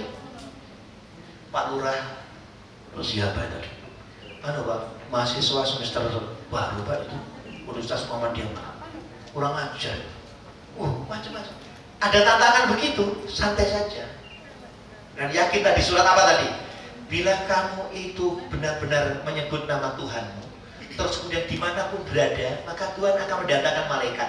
Jangan takut, jangan bersedih. Artinya kamu yang mengawal itu malaikat gitu. Maka memperjuangkan kebenaran. Saya termasuk, mohon maaf, suatu saat dibilangkan gini Pak Kris, karena saya ketua minor. Mas, ojo gowo Quran di DPR. Saya muslim nih. Saya sampaikan, Pak, para pengusaha, mohon maaf, begitu bahayanya minuman. Karena saya ketua pansus minuman beralkohol, pengendalian, tak sampaikan begitu bahayanya minuman beralkohol begini tak sampaikan gitu. Dan di Quran juga begitu. Itu ada teman yang di sini ngomong begitu juga. Ya, justru saya mengamalkan Pancasila, mengamalkan Quran karena ketuhanan yang Maha Esa itu salah satunya menyebut nama Tuhan. Karena saya muslim, harus Quran yang dibawa. Begitu. Itu Mas yang dari Flores. Saya berharap adik-adik semuanya terus kembangkan semangat belajar, dan 4 tahun kemudian ada yang jadi DPR, amin, ada yang jadi wali kota, amin, ada yang jadi gubernur, amin, ada yang jadi presiden, amin. Dan itu alumni Universitas Muhammadiyah Malang. Tepuk tangan. Terakhir, saya termasuk orang yang idola Pak Amin Rais. Tapi saat Pak Amin Rais tidak jadi DPR, tidak jadi presiden, saya mandek. Saya mau jadi MC. Saya tidak mau mengambil politik walaupun saya jurusan ilmu pemerintah. Saat itu saya belum matang politik. Kenapa? Karena saya begitu mencintai berlebihan. Sama Pak Amin Rais, makan gak enak, tidur gak tenang. Kenapa? I love you Pak Amin Rais. Namanya Amin Rais. Amin itu dikabulkan, Rais pemimpin yang dikabulkan, tapi gak sido jadi presiden, kalah. Wes, gak usah politikan. Ternyata saya berhenti, saya sudah tekuni pendidikan. Tapi di saat 212, di saat ada Anies jadi gubernur, dia apa katanya? Kalau saya terpilih jadi gubernur, maka hotel yang tempat pelacuran, bisnis perempuan, narkoba macam-macam, saya akan tutup. Kalau saya jadi gubernur. Ternyata dia terpilih. Padahal para ulama, orang-orang pendeta itu bisa nutup. Tapi jadi gubernur dengan tanda tangan gubernur, begitu pentingnya ya pemimpin, begitu pentingnya politik. Loh, harga cabai ditentukan politik, harga BBM ditentukan politik. Nek ono aku tak melok politik, tapi politik yang baik. Tepuk tangan. Terima kasih. Terima kasih Pak Ahmad. Ada yang mau diberi hadiah dari pertanyaan tadi? Sementara belum. Belum. Oke. Lanjut Pak Kris ya. Silakan Pak Kris. Nggih. Jadi ini guyonannya Gus Ipul. Katanya orang Madura itu gitu. Ketika ini ada 2 gelas ya. Ini minuman keras, ini air putih biasa. Kemudian dimasuki cacing. Di air putih biasa berenang-renang, di minuman keras mati. Apa kesimpulannya? Kalau pengen tidak cacingan, minum minuman keras. Itu guyonannya Gus Ipul. Guyonannya Gus Ipul. Jadi memang hidup itu ya seperti itu. Saya akan menjelaskan ini. LNS itu apa sih? Lembaga negara itu ada 3. Yang pertama lembaga kementerian, yang kedua lembaga non kementerian. Nah, kemudian yang ketiga lembaga non struktural. Kalau kementerian itu jelas itu resmi membantu presiden dalam menyelenggarakan fungsi-fungsi pemerintahan. Lembaga non kementerian itu fungsi-fungsi tertentu. BKKBN ngurus KB, BRIN ngurus riset dan seterusnya. Itu membantu presiden. Tetapi syaratnya adalah itu birokrasi. Birokrasi. Sementara kalau lembaga non struktural itu boleh dari swasta. Fungsinya sama, membantu kepentingan tertentu, urusan pemerintahan tertentu, membantu presiden dalam penyelenggaraan urusan tertentu. Seperti Badan Amil Zakat Nasional, itu lembaga non struktural, anggotanya boleh swasta. Tapi kalau lembaga kementerian jelas itu sangat formal pemerintah, birokrasi. Lembaga non kementerian itu sama, cuma tidak diwadahi menteri, tidak ada LIPI, itu tidak ada menterinya. Lembaga Ilmu Pengetahuan Indonesia, Badan Tenaga Atom Nasional, Dewan Ekonomi Nasional, itu adalah lembaga non kementerian, tapi setengah menteri. Ombudsman Republik Indonesia, itu ketuanya dari UMM, dosen hukum, mantan dekan hukum. Nah itu, seperti itu ya, ada 3 itu. Nah, ada satu lagi lembaga ad hoc yang kita sebut dengan auxiliary state institution. Nanti nak belajar kelembagaan nanti akan bicara soal itu juga. Contohnya apa? KPK. KPK itu merebut pekerjaan polisi di bidang penyelidikan dan penyidikan, merebut pekerjaan jaksa di bidang penuntutan. Nah, oleh karena itu lembaga KPK itu lembaga yang menduplikasi 2 institusi, yaitu kejaksaan dan kepolisian. Nah, gitu. Nah, itu makanya disebut lembaga. Makanya kalau ada KPK bubarkan saja, ya udah apa-apa. Nek wong pemerintah ngerti ilmu, ya jangan terus, itu anti korupsi itu membela koruptor. Tidak. Lembaga KPK itu boleh dibubarkan, lembaga ad hoc untuk tujuan tertentu. Misalnya sudah tidak ada koruptor atau KPK jauh lebih kuat ketimbang kejaksaan jauh lebih kuat, kejaksaan dan kepolisian jauh lebih kuat ketimbang KPK. Ya sudah, hentikan aja, boleh mententai duit, habis-habisin anggaran, Oke, seperti itu. Nah, kemudian bagaimana yang inovasi ide yang tidak tersampaikan? Sekali lagi ini tadi soal iklim. Orang Indonesia itu bukan bodoh, tetapi iklimnya sih nggak ada ruangannya. Itu. Kalau ruangannya ada seperti tadi tuh, saya contohkan Mas Erik Leisen, kemudian Mas Khairul Anwar, disuruh balik, hanya Pak Habibie yang mau balik. Tapi beliau diberi ruang untuk mengembangkan teknologi pesawat terbang. Hanya karena politisasi, yang dananya diambil dari reboisasi, yang dananya dana non APBN, yang DPR tidak dimintai persetujuan, macam-macam. Ini politik Indonesia itu gaduh. Saya sampai begini ke teman-teman mahasiswa, politik itu mestinya fardu kifayah. Kalau sudah ada yang menjalankan, kan wakil sudah nyuruh wakil. Ojo melok politik, itu ngerjain. Loh Mas Rahmat, ini kita beri kepercayaan wakil ya untuk ngawasi, untuk menyusun anggaran, untuk menyelesaikan program-program sesuai dengan aspirasi. Nah kok kita disuruh partisipasi? Wis bayari, dikongkon ngewangi partisipasi. Itu apa itu artinya? Gaduh politik. Sementara ekonomi malah fardu ain, malah fardu kifayah. Mestinya politiknya fardu kifayah, ekonominya fardu ain. Lah malah terbalik. Politiknya fardu kifayah, wabeh melok. Ekonomi ini biar orang sana aja. 10 besar orang kaya Indonesia ini yang pribumi berapa? 2-3 orang. Lainnya non pribumi. Jadi kita memberikan kesempatan ke non pribumi, ya wis, kan sudah ada yang berusaha itu, Cina-Cina itu pintar. Kita nggak usah. Lah kok kualik? Lah mestinya ekonominya yang fardu ain. Setiap orang harus berusaha. Makanya usahawan yang yang pribumi sangat sedikit. Itu semua adalah dari non-pri, ya khususnya Cina. Nek politik wabeh melok, gaduh banget itu, gaduh banget, sampai pusing saya, pusing, wabeh ngomentari. Apalagi zaman sekarang, makanya netizen tuh ngomentari politik, koyo pinter-pinter.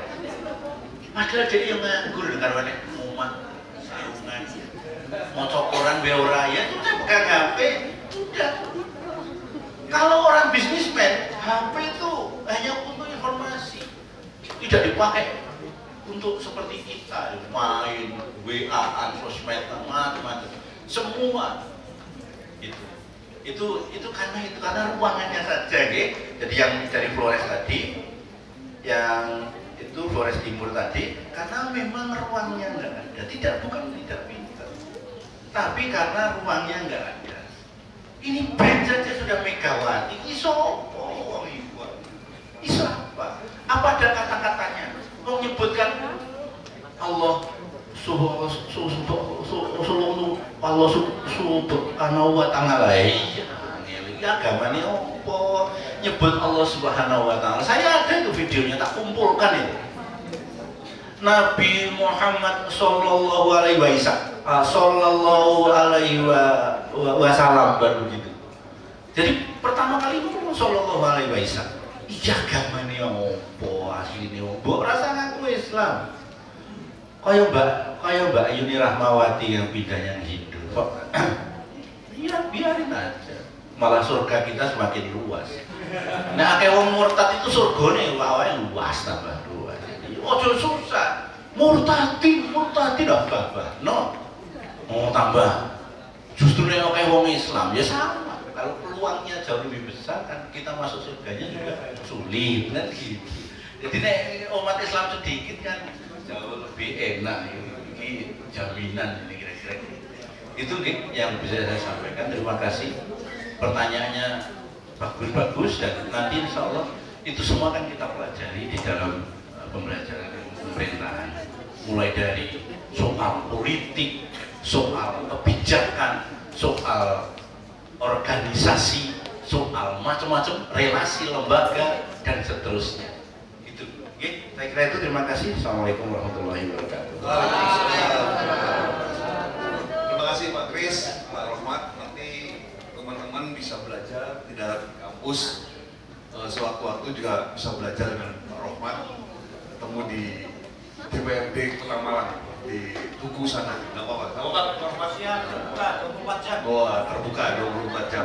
Ada hadiah yang tadi bertanya? Silakan yang tadi bertanya ke depan. Pak Kamil, Pak Ahmad, monggo untuk menyampaikan hadiahnya. Ayo silakan yang tadi bertanya. Ya. Ayo. Ayo maju yang tadi sudah bertanya. Nah.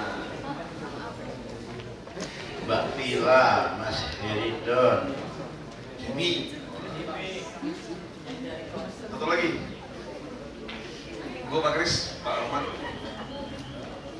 Ada buku ajaib tadi untuk villa. Silakan.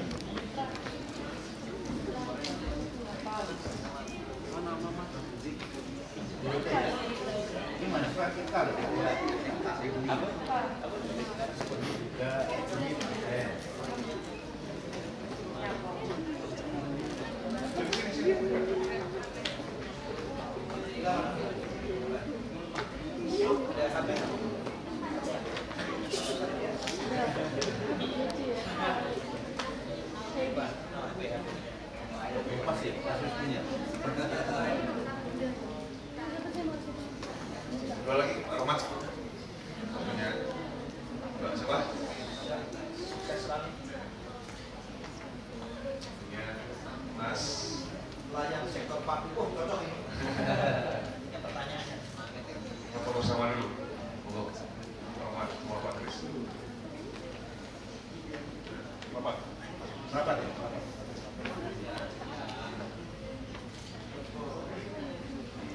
Sama HP satu. Biar mau.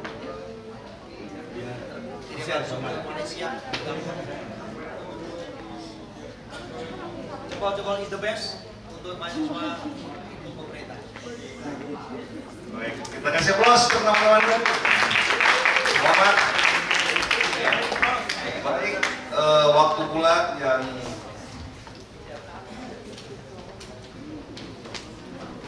sudah selesai ya. Ada dan nanti di waktu-waktu selanjutnya kita bisa lebih banyak belajar lebih dalam lagi tentang berbagai macam materi yang ada di pemerintahan. Sekali lagi kita beri aplaus kepada dua narasumber kita hari ini, Pak Kris dan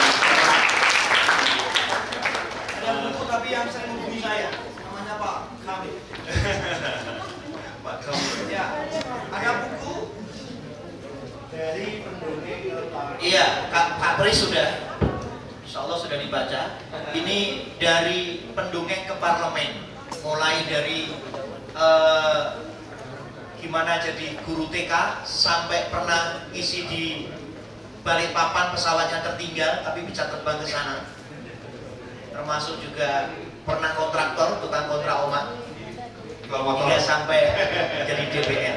Saya berikan Pak dosen. Pak Kamil, monggo Pak Kamil. Ada kenang-kenangan dari Pak Rohmat. Monggo Pak Kamil. Kamil.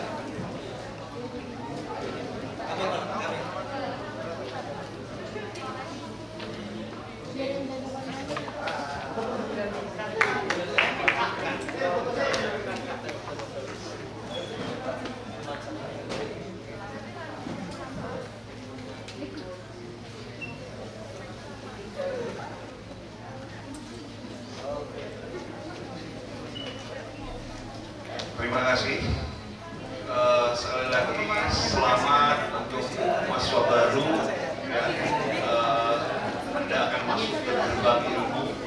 Ya. Berarti persiapkan segala sesuatunya, toolsnya, ya. Toolsnya dipersiapkan, terutama otak yang di kepala, ya. Dikosongkan dulu. Maksudnya dikosongkan itu jangan dikosongkan semua.